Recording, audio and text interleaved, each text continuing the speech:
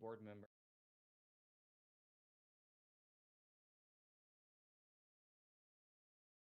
Here. Excellent. All right, and returning for the second appearance on Accelerant, Arthur Mamou-Mani, the architect and designer of Temple Galaxia from 2018. Arthur, thank you for coming back and being willing to join us again in conversation. It's great to have you. Well, thank you very much, Right, Ryan, and very nice to meet you, Crimson. It's an honor. Arthur Face to face. Mamou-Mani, the architect and designer of Temple. All right, so here we go. Thank you guys both for joining us. And Arthur, I'm going to turn things over to you to start the conversation. And once again, audience members, please feel free to drop your questions into your chat windows or BRCVR, raise your hand, and I will ask the questions during the conversation. So the floor is yours, Arthur. Please go ahead. Amazing, thank you. And it's it's quite humbling to be able to interview you, Crimson, as you're quite a legend. And so I have a few questions written here for you. First one being, before you were part of the Burning Man community, what did participation mean to you in your life? Quite humbling to be able to. I was always drawn towards theater and dance. I can remember growing up, we would do backyard theater, lip syncing to musicals and charge 5 cents at the gate. And then dancing was always a part of my life. And also a professional naked person, also known as a fine art model, which was great because I could actually bring my own art and dance into it. And then in the 90s, I learned to play with fire, which has always been with me, you know. So when was the moment that you were like, ooh, it's all about participation? Before Burning Man, I felt like I always had to be doing something, I think, you know, not just sitting back, even though I was an incredibly shy person. But how do I find my own rhythm and my own dance and theater, and especially with playing with fire, really was able to bring that out of me. But Arthur, let me ask you, yes. You know, you're a legend as well, you know. What is your background? What's your family? What was exciting for you when you were growing up? So I was relatively lucky because my whole families they're teachers and they're math teachers. So I got into the world of computer science, but also of art. You know, my grandpa was an artist, and so I had sort of the two things coming to me: the fact that art could be linked to science, and it was nice. It was nice not to have these boundaries. My parents were hippies as well, and they used to bring me around in the most incredible rituals that I could think of. So it was a very happy childhood. So a geek and an artist, yeah. Exactly. And so when was your first burn? I'd imagine you co-founded it, so I'd imagine it would be the very first one, or No, actually my first one was 91, but I had a conversation with Larry Harvey, our dear founder. May he rest in peace. We had a conversation, and he said they did this thing in you know, on the desert, and I said, okay. So he sent me footage, and all I could see was fire. And I mean, I was drawn to the fire, but I was starting to get pissed off because I couldn't figure out what these people were doing, you know? And so I said, I have no time for you. You know, you know, snobbishly, when we talked again, I said, so do you do this on a solstice or an equinox? He said, no. I said, I have no time for you. You know, he thought I was a snob. I thought he was crazy. And in 1991, they were having an event at Fort Mason in San Francisco, which is right on the water. And the man was on a barge. I showed up and there were these people standing holding a rope. And I was like going, what? I don't know what the hell these people are doing. I'm going to stand over here and just watch. And so they slowly started pulling up the man, and I went, oh my God, I have no idea what these people are doing, but I have to go. And I actually saw footage from the year before of, actually it was a person who put fuel in the mouth and did a dragon's breath onto the man. Of course, he lit his face on fire, but I was like going, I have no idea what this is. I have to go to it. Now I could have run away going, oh my God, this scares me. But I was like going towards the adventure, you know? And so for you, what was your first year? I mean, what drove you to Burning Man? What pulled you in? So it was completely unexpected. I was offered to teach at the University of Westminster in London, and a colleague of mine, had someone he knew who just came back from there, and we were asked what to teach to our students. So during the job interview, I was asked what to teach, and we thought that Burning Man represented a really incredible experiment, a sort of utopian living that was happening every year and that could reinvent itself. And I heard of the 10 principles, and I thought it would be incredible for architecture students, because I'm an architect, and there is a certain way to teach architecture that reflects certain principles, the idea of leaving no trace, the idea of self-reliance.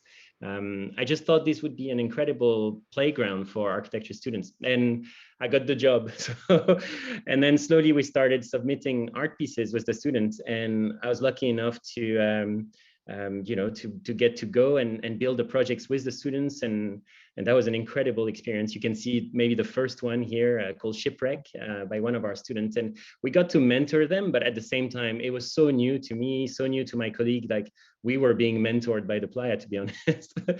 There was so many discoveries. I felt like a student myself. And I remember being on the grants committee of seeing all those proposals coming in and going, oh my goodness, these are amazing, but will they stand up? Will they fall over? The richness of their creativity was wonderful, really was. Thanks. I'm curious, what was participation when you first went to Burning Man?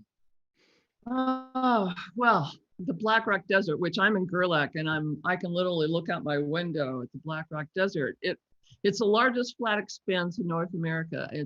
It appears to be barren and desolate, but it really brought out the essence of yourself. And especially I think of myself, as whether a freak, a nerd, or a geek, the black sheep of this environment was amazing. And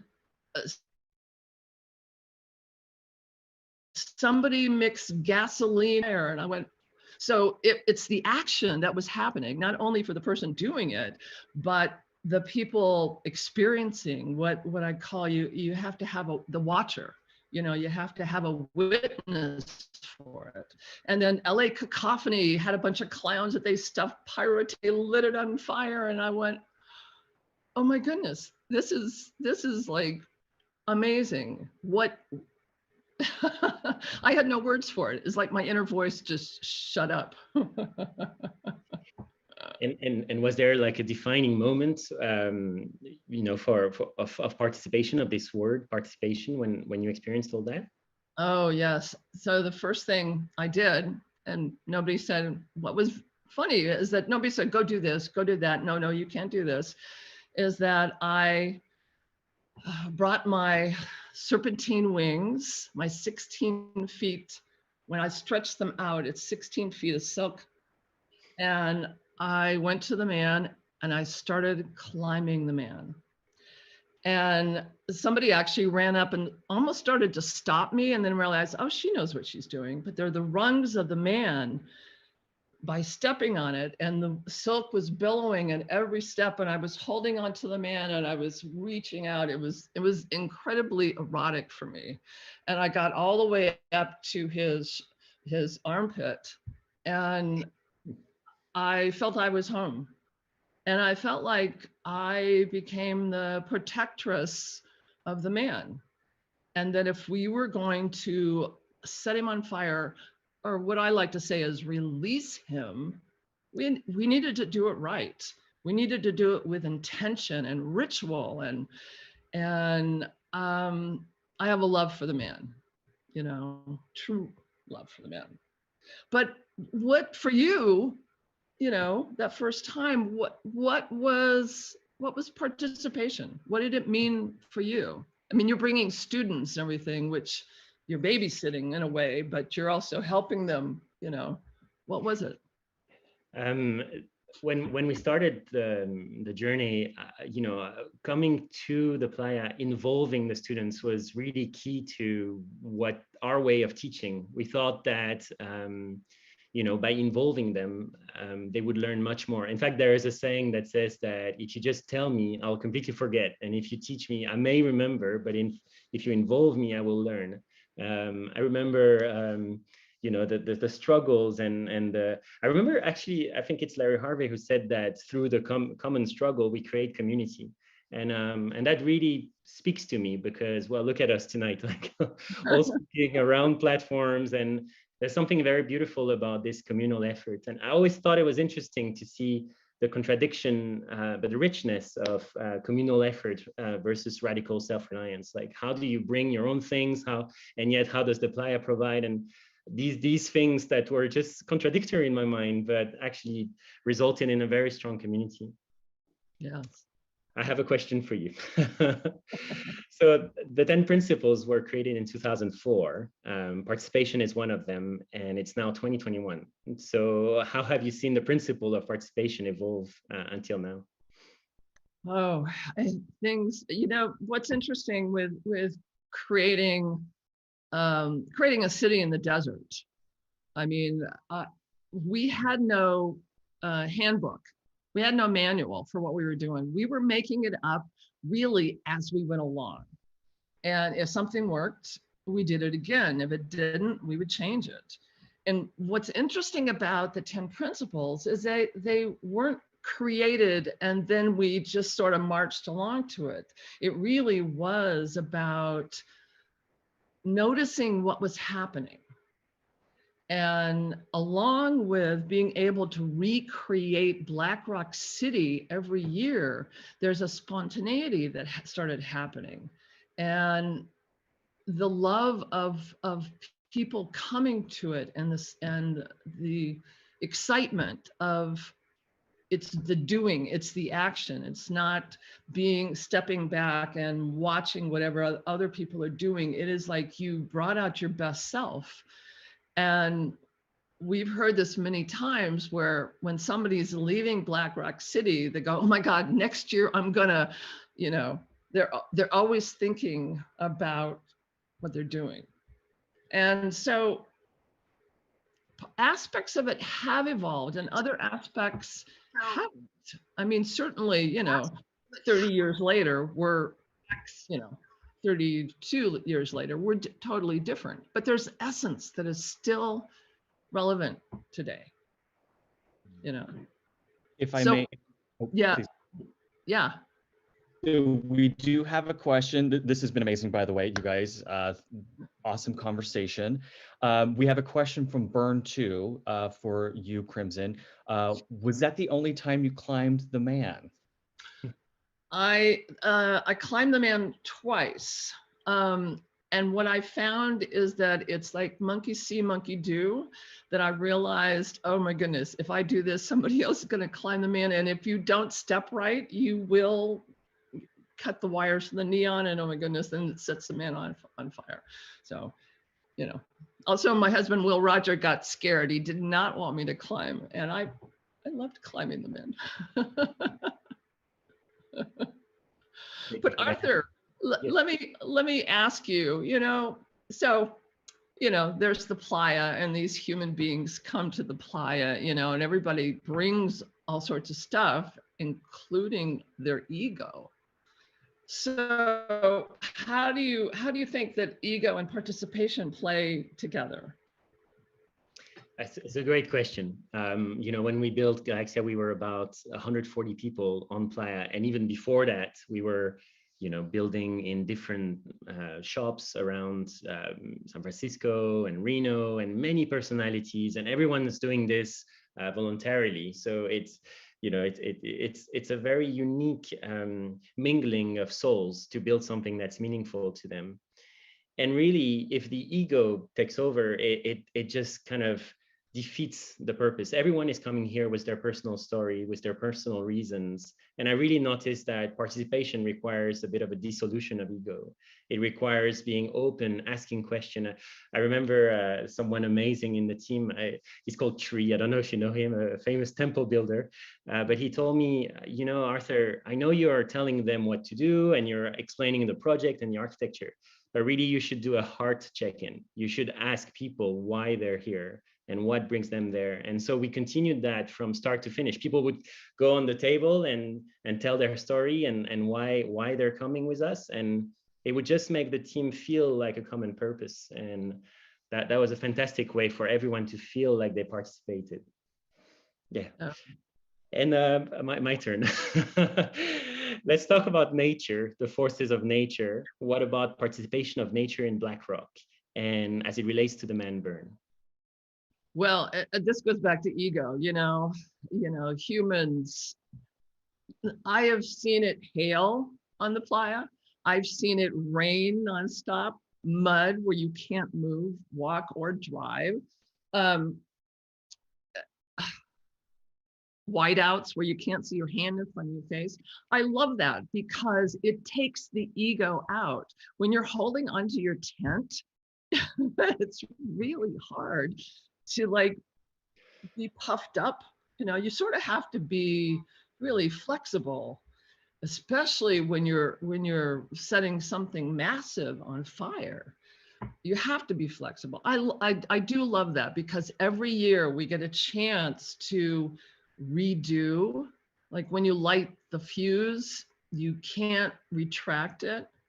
And the one thing with, as you know, anybody who's creating a work of art and setting it on fire, letting go of it takes a lot of people. I mean, for the man, it's about safety, but it's also about the ritual. So it's emergency services, it's the pyrotechnics team, the rangers, the fire conclave, and everybody that helps that aspect, as well as the men and women that actually create the man itself, and then whatever he is, standing on. And you have to be flexible because you don't know what's going to happen. But I have seen many, many years that it can be storming before the man goes and it can be storming afterwards. But there's something about this underlying current that when you're setting a work of art on fire, that nature sort of calms for a moment because the man is going, okay, I'm ready, light me on fire. The temple will say, I'm ready, light me on fire. So again, following in the steps of David Best and the temple, that's a really big, big shoes to follow. I mean, you said you're an architect and the designer for the Temple at Galaxy in 2018. I remember being, on the grants committee and seeing your proposal come through, and I went, "Oh, this is very interesting. Oh, can he pull it off?" So, talk about that experience, as it relates to participation. Participation happens from day one, from the moment we know that we have to realize something that's just so challenging and represents so much for so many people. I mean, I've been to the temple before, obviously proposing one, and I just thought it was really beautiful to have a space where everyone could express themselves, where spirituality could not have any limits, not any predefined religion. And I thought it was very moving. I remember seeing pictures of, people that were, or things that people wanted to let go of or mourn, or even joyful items. And I was just overwhelmed by emotion. And so when I was given the chance to do it with the team, I just really just wondered how on earth we would fill those shoes, as you say. But from day one, people helped, and so participation was. I remember a phone call hello, these are the temple guardians, you know, we are a team of 1,000 people here to help you. I was like, the what? And how does that fit in the whole thing? And so I first was really, I was just a sponge. I was trying to understand everything, like all the cultures, all the people, and who would help, who would really be part of a team, because that's the biggest challenge, is to merge and as a team, to have harmony between people, to achieve something that's bigger than any of us. And so participation was so key from day one. And I just remember on Playa, the sort of daily meeting we had, we called it corporate because we were pretty much, you know, bare chested, but we had to wear some kind of tie to look a little bit serious. It was quite funny, but we were always every day writing down the list of stuff to do. Because I mean, of course it's Burning Man, and of course we have strong personalities, but we knew that if we didn't keep ourselves organized and have the different places and sections and even leadership and hierarchy and all these things, it would really go into chaos. So we had, you can see here on the screen, we also had funny names and a funny communication for it. This was like the Triangle Farm, you had the Banana Land, and every day we would be like, you know, the lead of the Banana Land, just to tell us how many bananas were assembled and so on. And I think just the joy and the jokes and just the kind of communication of everyone with each other was really, really key to that project. Yes. So with all the growth that you have been, you know, seeing in the Burning Man community, with such a globally engaged community, where do you envisage things headed? Oh, well, you know, as one of the 6 founders, you know, we've sort of always been sort of guests on Black Rock City. It is public land. And my fellow compatriots, I have to name them, of course, the late Larry Harvey, Marion Goodell, Harley Dubois, Michael, and my husband, Will Roger. In the back is The Compass of the Ephemeral, which is his book. For a while there, you know, you're doing the event, and as we started having our discussions, that what was happening with Burning Man, it was much bigger than one location, much bigger than a piece of land. And we knew that it was really within the global network, that's where people were going to find their love. It's people, and I'm sure it happened with you, is people come to the event and they go, oh my goodness, I have to bring a little bit of this home with me, and what can I do? And I think that's really what's happening right now, especially since we've gone into our 2nd year of the no-go. And that's okay. You know, it's okay, because even though Black Rock City is not happening, Burning Man is 24/7, 365 days, and it's out now. It's in the virtual, out in the universe. And it really is, I think we turn around and ask the question, you know, so how do we challenge ourselves and everybody around us to really participate within our own community? I think that's, you know, incredibly, you know, important.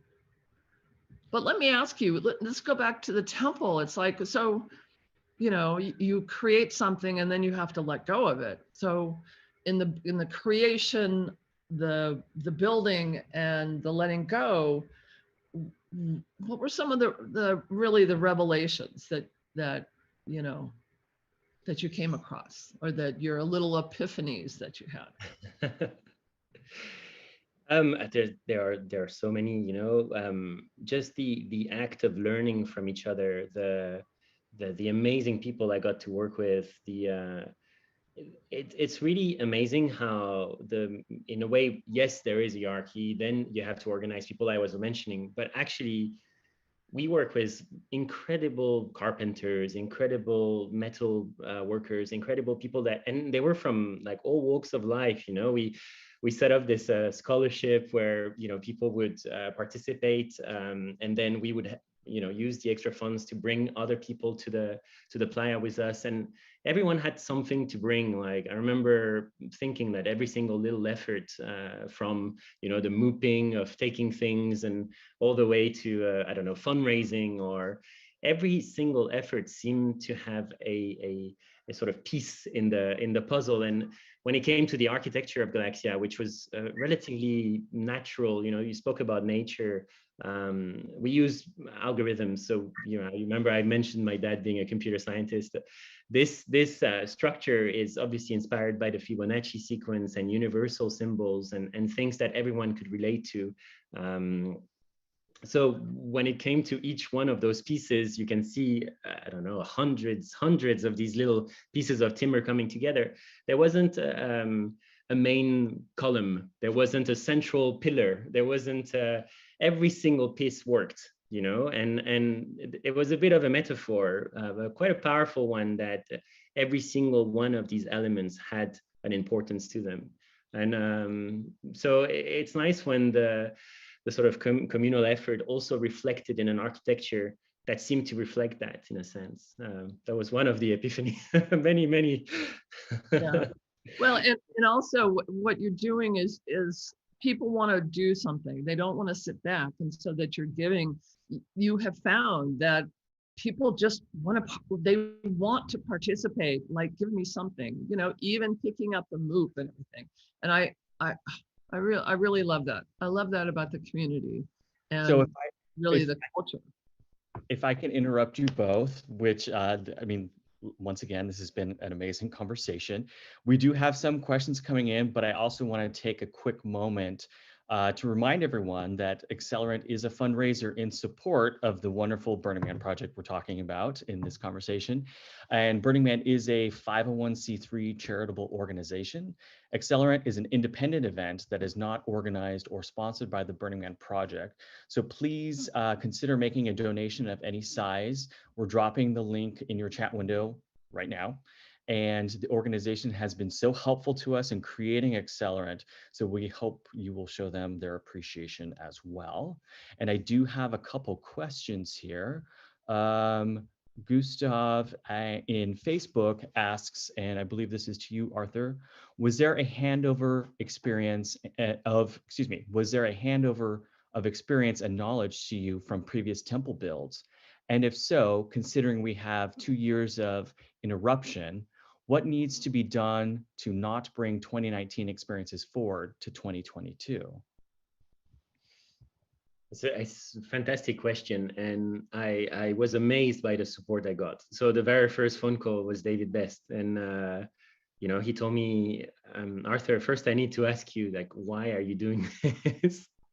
What is your personal story? And I still think about it because at the time I probably didn't fully realize why I was doing this, and for me it was obviously kind of addressing some very, very personal things that I also wanted to let go of, mental health issues that I had been struggling with, and I realized that the temple helped other people as well express things that pain them, but that they actually could release in a sense of a communal thing, a communal effort that they felt proud of, that they wanted to be part of, that they wanted to gift. So it's the ultimate act of gifting that I thought was really beautiful. But at the time, I didn't really compute why on earth he was asking me that. And I was asking for lots of logistical questions, like, how is this going to happen? And I remember many tips, like, of course, the veteran builders, called me and said, you got to be careful of the team. And, I know a lot of good people and so on. And it's hard because you'll never be 100% perfect in your choice of people and in who comes. And there's a lot of failures along the way. And that's what creates, a wonderful project as well, is not just the success, but the failures and how we rebounded as a team on that.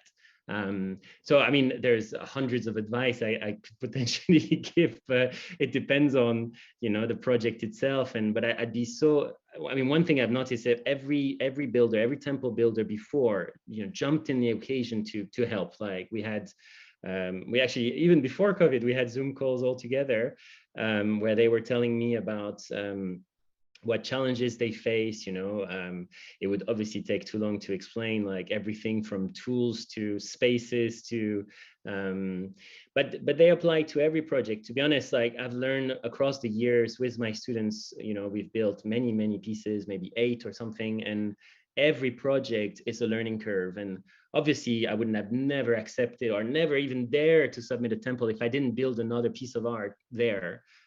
Because it's the baptism of fire, literally. And so I would recommend for anyone who's willing to get that challenge to start in a team, be part of a team. It doesn't have to be your art. I think on the contrary, it's better to see how hard it is to lead an art, and so therefore be part of a team to see how the person handled the leadership, because leadership can sometimes sort of shift or turn your mind a bit to the wrong side of things, like I mentioned with ego and so on. So yeah, I don't know, sorry, maybe I spoke too much. I think that was a perfect answer, and it actually parlays into another question that we have. We have a question coming in from BRCVR and AltSpace. Be sure you're close to the A-cam so we can see you, and please tell us your name and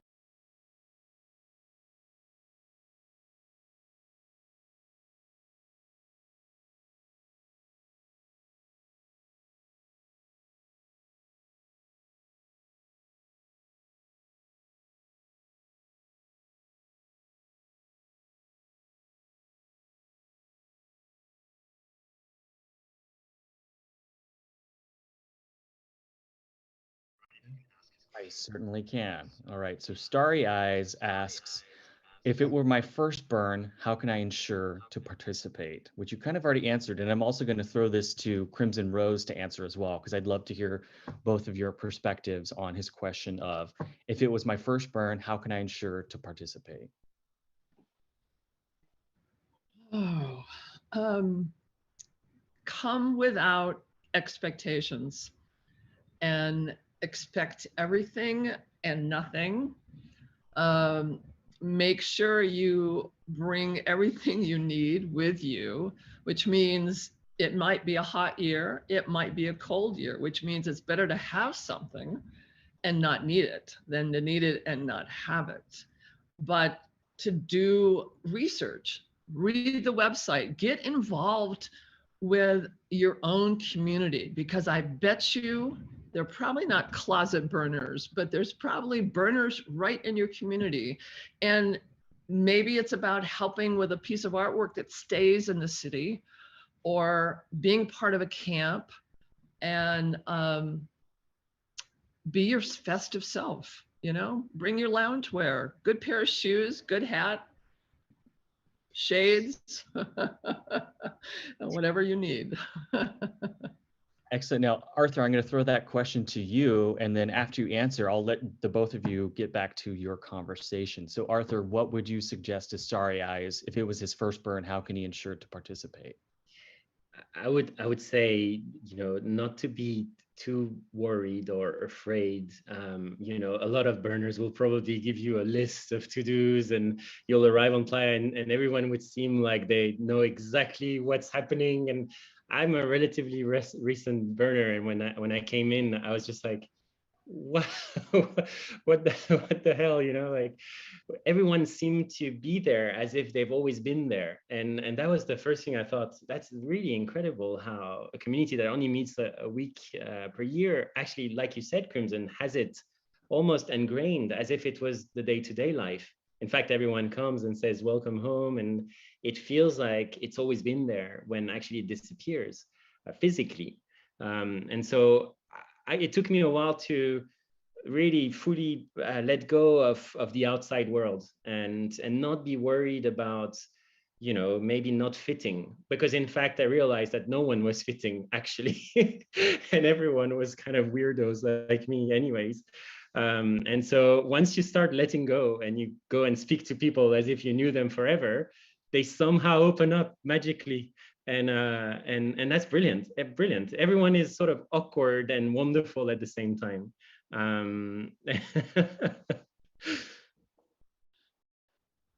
It is true. We're all sort of geeky in ourselves. And city of 70,000 strangers that it becomes home. Years ago, I thought about the musical Brigadoon. Brigadoon is, they wake up for one day and then they go back to sleep for 100 years. And it feels like that. I found that it was like being so alive that I somehow had to match with the so-called default world. So Arthur, I mean, I really hate to use the word default world, because we have homes in multiple places. So when you go back, I mean, I don't know if you're still teaching at Westminster, but what are you doing? I know you must be challenging the students to like be pushing themselves. Yes, 100%. We've started exploring, other aspects of what we've learned in the playa, but beyond it. We started looking at self-sufficient cities, at ways to bring, the concept that we've learned, the modularity. I've seen incredible things at Burning Man. I remember the temple by Greg Fleischman, which was all these modules that were assembled without any fasteners, and knowing how many fasteners we used for Galaxia, I was always kind of, then you look at other temples with a different mindset. And I always loved the resilience, the architectural, the hexayurts, all the geodesic domes, the sort of inventivity of the people that go to Burning Man, and because they have to figure it out and they have to make their own structures. And we don't make our own cities. We don't really build our buildings in cities. We don't take part in our waste management.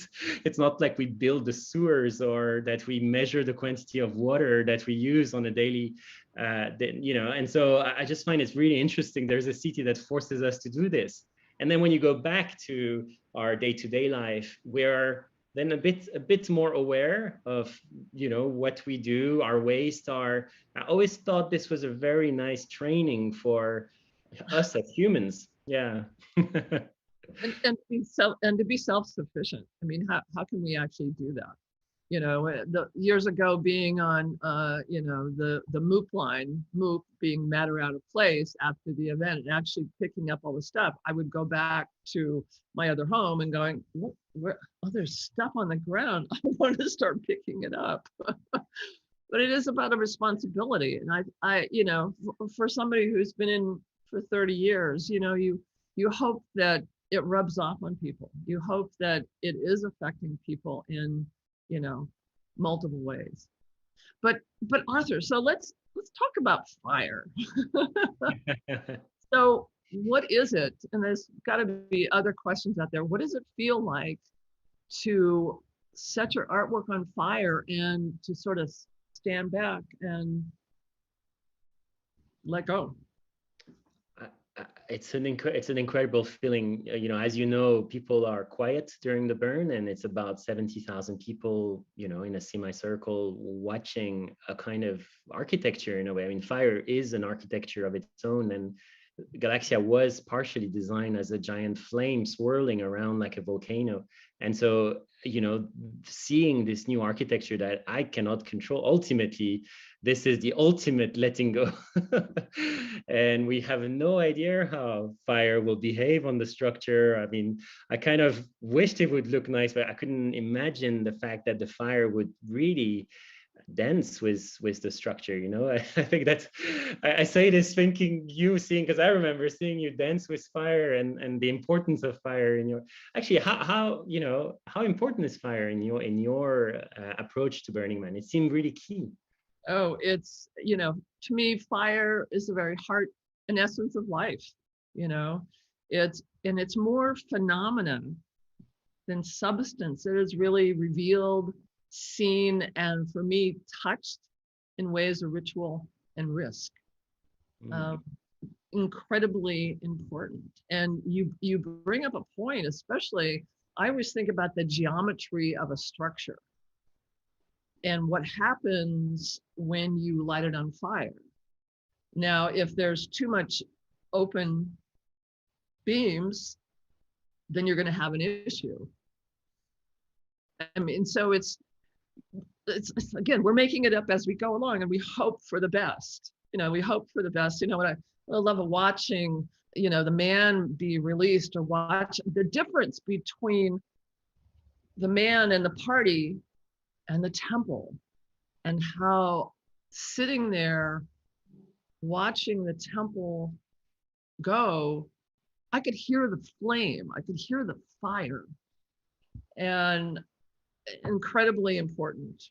A lot of it has to do, for me, my own rituals is that I extract a flame from the sun and light a cauldron, El Diablo, in center camp.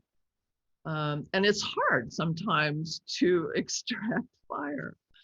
And then that same fire, which is burned all week long, and it's stoked and it's disturbed and it's kept alive, and we process it to the man, and a procession of 40 people.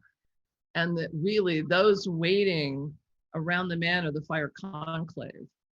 And they're creating dances in honor, really, of the man. And so it is about setting the intention to really let the magic happen. Mm-hmm. And the first time, my first year, I did cry after the man was released. But I like a good pyro show. I like to be scared a little bit. Like, wow, yes. Which is different, which is really different from the temple, which is so totally different. That's that dichotomy of our community, that we're so alike, but we're so different as well. We do have a question coming in from Zoom, and I'll direct this to both of you. Jamie asks, if you've never been to Bern and you're older, can you recommend how to best find a camp or a way to get involved locally? She has been dying to go for years, but fear it is soon. It might be too late due to her age and her capabilities, is what she finishes there with. No, it's never too late. The best thing is go to the website for our global network, the regional in her town. She might be able to find one close by. And you just have to do your research. And you're never too old. I can imagine myself, whatever age, in my walker going, come on, no, we're gonna burn the man, come on. That's an awesome visual, by the way. I've often talked about, well, when it's my time to go, just strap me to the man and light a fuse. Very, very Viking-like, right? Yes. Yeah. Arthur, any suggestions for Jamie on how to participate as an older person? The online community is incredible. And you can see it now. Go to Allspace and talk to some random people in the BRCVR. I did that, and then I made friends. And the truth is, if they know you're curious, then a burner loves to tell you all about their burns. And I think if you're willing to listen and and infuse yourself with all that amazing culture, then it's endless. It's incredible. All the movies out there on Burning Man, all the on social, I know on Facebook there's a massive Burning Man group. You just ask a question and suddenly you're hundreds of comments on how you should behave, or why this. People are very strong-minded. Again, don't be afraid. It's part of it. It's part of the spirit. It's quite edgy and people can be quite funny, but it's part of it, and you'll see that it's worth it. It's worth being part of that. For me, it's definitely changed a lot of how I am as a person, and even as an architect, or how I see the world. So it's worth getting involved 100%. Thank you for that. And looping everything back to participation, I do have one last question coming in here, and we have about 4 minutes left with the both of you. So this last question is, Arthur, your wedding. Can you tell us about your wedding and the participation it showcased? This was I just remember how hard Galaxia was, and the panic attacks, and my poor, Sandy, she was just like, why are you doing this to me? Why, and I just remember after, because I didn't see her for 2 months, I was preparing the build, and we just knew together that if we didn't make this something special for us too, we would look back and just think of the tiredness, and so this was our little, I don't want to say selfish moment, but this was the moment we made it ours. This was the moment we were the two of us, and made it our own participation, our personal participation. And so now when I look back, I think of this, I see this image, and she always reminds me, and we remind each other of how far we've been, and that we've managed to build this, that we've managed to get married in there with, this is my mom with the loudspeaker, for example. and we promised each other our next temple would be our baby, and now she's pregnant, and I'll be a father in September. So this will be my new temple. Congratulations on that. That is. Yes, congratulations, baby burners. Yeah. We'll be back. All the burners. That's excellent. Well, this has been absolutely incredible, you guys. Thank you so much for taking the time out of your days to join us, to let us participate in your conversation. It was really a beautiful look into your own personal journeys and also the journey of the culture itself. So I really thank both of you. Sadly, we do have to wrap this up, but I want to give you guys the ASL sign for applause. So if everyone on Zoom and all your platforms, please, thank you guys so much. And, Thank you. Yeah. Thank you. And thank you, Arthur. Thank you for a nice conversation. I'll have to send you a baby blanket. I make babies. Thank you for bringing us back to Gerla. We need it. Yes, yeah. And thank you to the staff and everybody that worked on this and Accelerant. You guys are great. Amazing. Good job. Good job. So well organized. Thank you. It's been fun to promote the community in the new virtual way. So that was our goal, is to keep it alive. So excellent. Well, thank you both. And before we get to our second hour of music and dancing, I just want to give a few continued thanks to the people who made Accelerant possible. A huge shout out to all of the campmates of Celestial Bodies who continue to support Accelerant. We could not do it without you guys and your tireless efforts. Thank you to Andrew Barrett and Lance Osman for conceiving and producing the event. Thank you to Jake Green, the wizard behind the scenes, engineering this experience for all of us. Thank you so much, Jake. And to our campmates, Ken, Steve, Kat, Keith, Gustav, and honorary campmate Kalisti Dawn for their support as moderators through all of our platforms. Let's give them all a round of applause.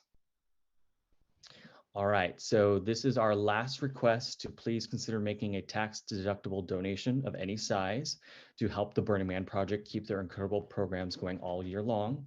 We're dropping the link in one last time into the chat window of your platform. There it is there. And next, please mark your calendars for our next Accelerant, which will be Saturday, June 12th, where we will be discussing gifting. And speaking of gifting, we are going to go ahead and jump forward to our second hour here. It might be a little early, but I think we can do it. We're going to hear an exclusive set from our DJ Illuminatty. So everyone dancing in BRC VR and Altspace, Burn 2 on Second Life, and all of you on Zoom, do not touch your screens, as our engineer, Jake, will go ahead and handle all of that. So let's get up on our feet and get ready for a live set from DJ Illuminatty, and let's dance. And thank you, everyone. And please stay safe, and we will see you again next month.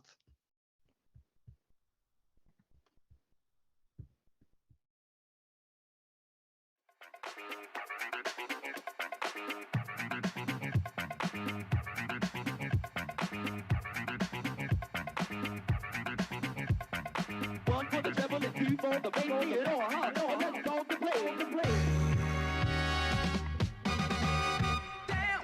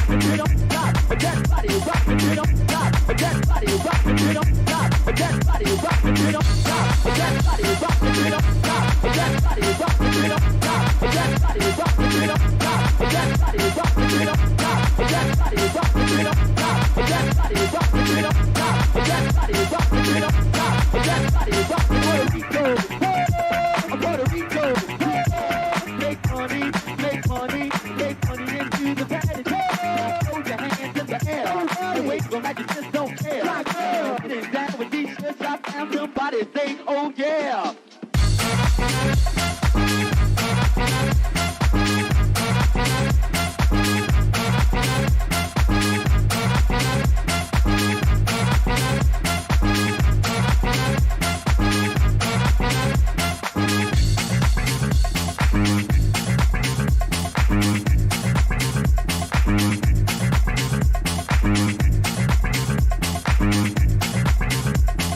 One for the devil and two for the bass. It all hard. Oh, let's go to play. To play.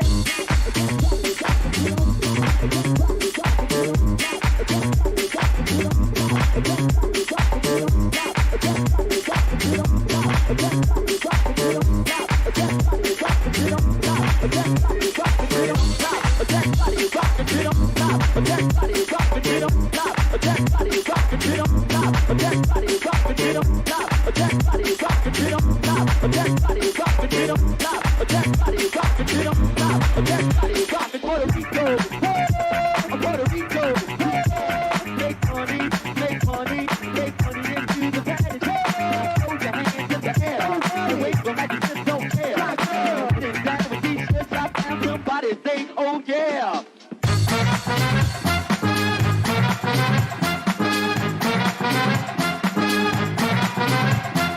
One for the devil and two for the bass. It all hard. Oh, let's go to play. Damn.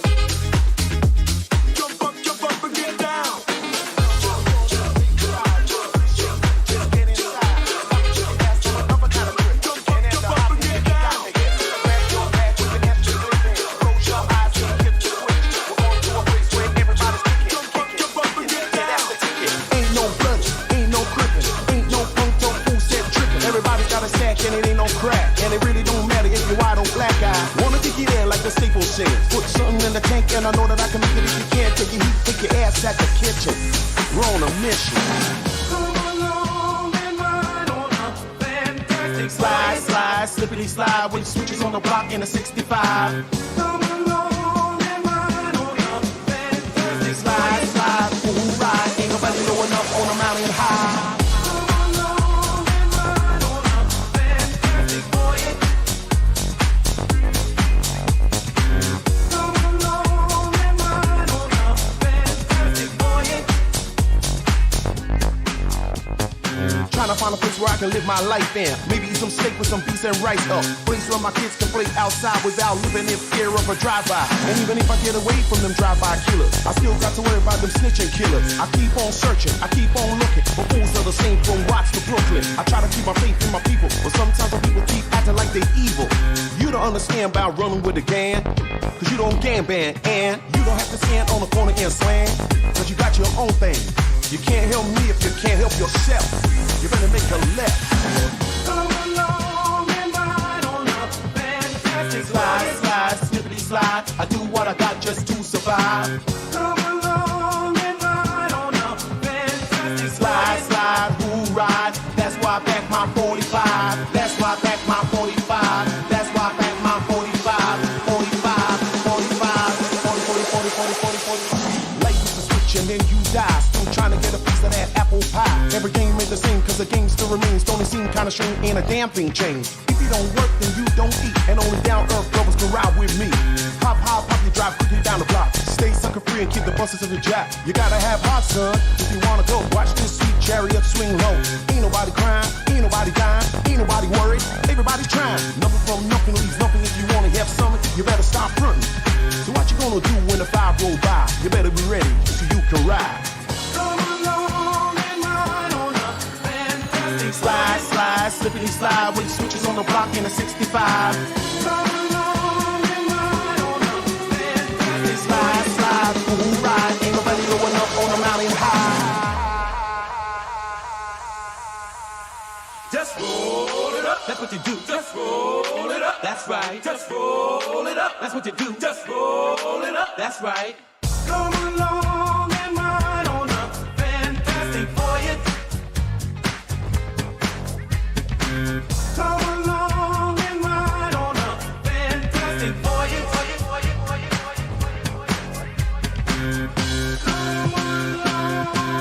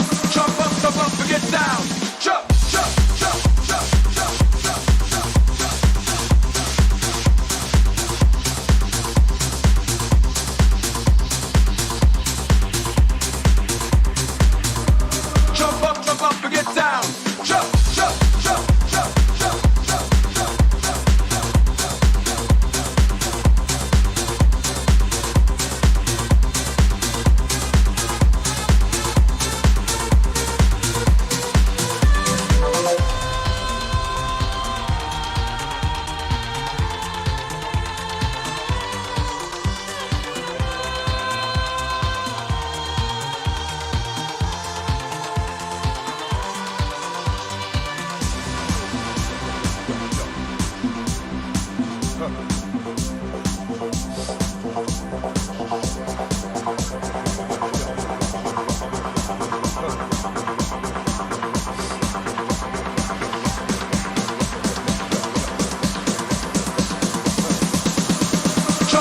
up and get down.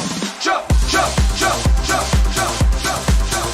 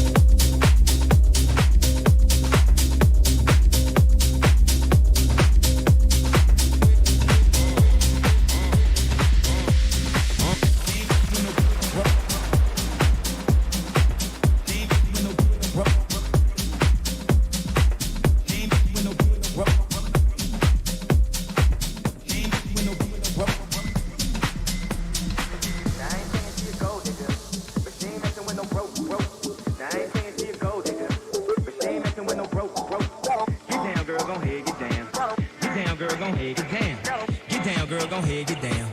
Get down, girl, go ahead. Now I ain't saying she a gold digger, but she ain't messing with no broke. Now I ain't saying she a gold digger, but she ain't messing with no broke. Get down, girl, go ahead, get down. Get down, girl, go ahead, get down. Get down, girl, go ahead, get down. Get down, girl, go ahead. Give me money when I'm in need. She give me money when I'm in need. I got a weed. I got a weed. I got a weed. I got a weed. She give me money when I'm in need. She give me money when I'm in need. I got a weed. I got a weed. I got a weed. I got a weed. She give me money. Now I ain't saying she a gold digger, but she ain't messing with no broke. Now I ain't saying she a gold digger, but she ain't messing with no broke. I got a weed. Get down, girl, go ahead, get down. I got a weed. Get down, girl, go ahead, get down. I got a weed. Get down, girl, go ahead, get down. I got a weed. Get down, girl, go ahead.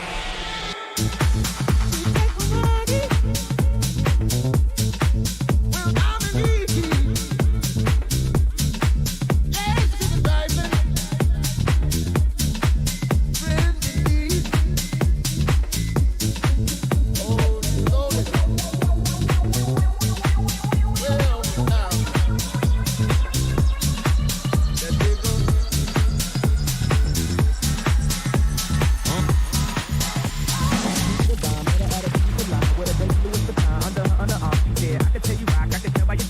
Girls, you got a flock. I can tell by your charm and your arm. The bomb met her at a beauty salon with a baby Louis Vuitton under her underarm. She said, I can tell you rock. I can tell by your charm. Fars girls, you got a flock. I can tell by your charm and your arm. The bomb met her at a beauty salon with a baby Louis Vuitton under her underarm. She said, I can tell you rock. I can tell by your charm. Fars girls, you got a flock. I can tell by your charm and your arm. The bomb met her at a beauty salon with a baby Louis Vuitton under her underarm. She said, I can tell you rock. I can tell by your charm. Fars girls, you got a flock. I can tell by your charm and your arm. when I'm in need. She give me money when I'm in need. I got a weed. I got a weed. I got a weed. Give me Now I money ain't saying she a gold digger, when I'm in but she ain't need. messing with no broke. She give me Now I money ain't saying she a gold digger, when I'm in but she ain't need. messing with no broke. I got a weed. Get down, girl, go ahead, get down. I got a weed. Get down, girl, go ahead, get down. I got a weed. Get down, girl, go ahead, get down. I got a weed. Get down, girl, go ahead. She give me Now I money ain't saying she a gold when digger, I'm in but she ain't need. messing with no broke. She Now give me I money ain't saying she a gold when digger, I'm in but she ain't need. messing with no broke. I got a weed. Get down, girl, go ahead, get down. I got a weed. Get down, girl, go ahead, get down. I got a weed. Get down, girl, go ahead, get down. I got a weed. Get down, girl, go ahead. She give me money when I'm in need. She give me money when I'm in need. I got a weed. I got a weed. I got a weed. I got a weed. She give me money when I'm in need. She give me money when I'm in need. I got a weed. I got a weed. I got a weed. I got a weed. You waited this long to stop debating, cause I'm back, I'm on the brag inoculating. I know that you got a job, Miss Cheney, but your husband's heart problem's complicating. So the FCC won't let me be, or let me be me, so let me see. They try to shut me down on MTV, but it feels so empty without me.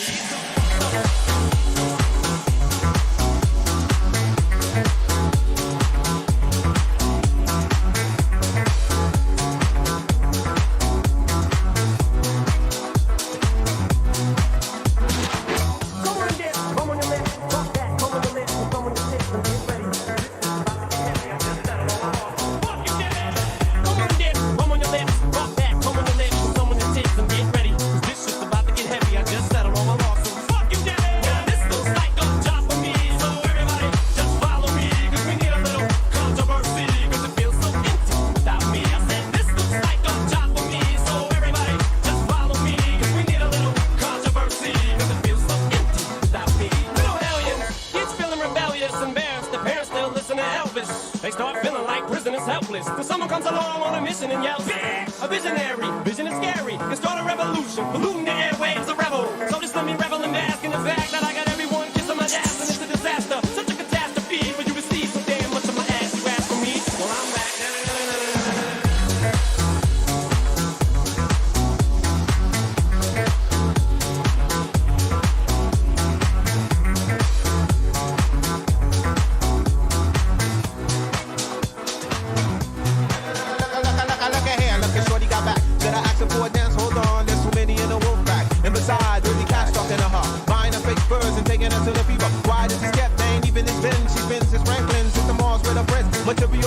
living in the material world, but it's alright, cause it's Saturday night. So Mr. Funkmaster, pump the BGs. And all you college students playing Ouija's. Check the spelling R-E-F-U-G-E.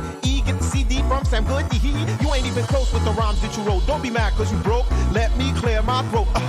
John Forte, grab the mic and won't you sway it this way. I'm more than just a rhymer. You still a small timer. Hoping at the game, treat that ass a little kinda. Every step tangoed. Yo, beef don't concern me. I'm eating mangoes in Trinidad with attorneys. My crew slang flow worldwide like a Karen. With the every spot where nobody got insurance. Rubber do the math. You ain't half the exotic. My man's plain true. You forget about it. Hit about it. Hit about it. Hit about it. Hit about it. Hit about it. Hit about it. Hit about it. Hit about it. Hit about it. Hit about it.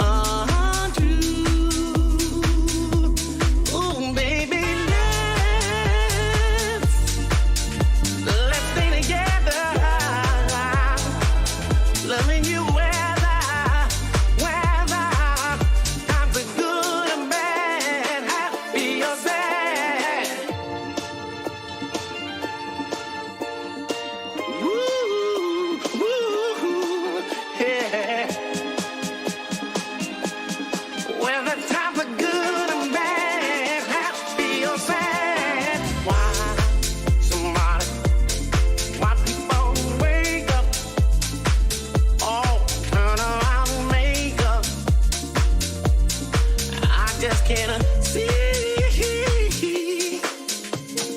You never do that to me, baby. Thinking about you is all I see. This is what I want to do. We ought to stay together, loving you well. Times are good or bad, happy or sad. Come on, let's stay together. Loving you well. Times are good or bad, happy or sad.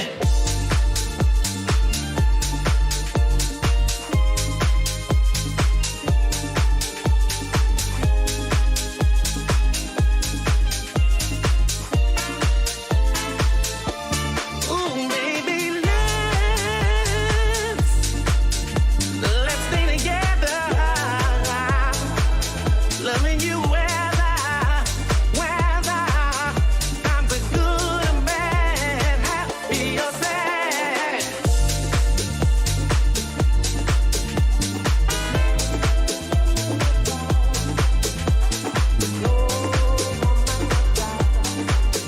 Times are good and bad, happy or sad.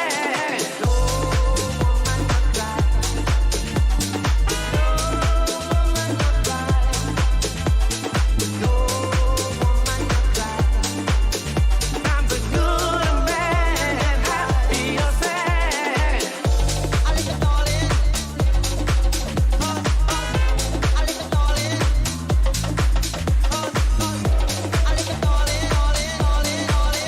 Times are good and bad, happy or sad.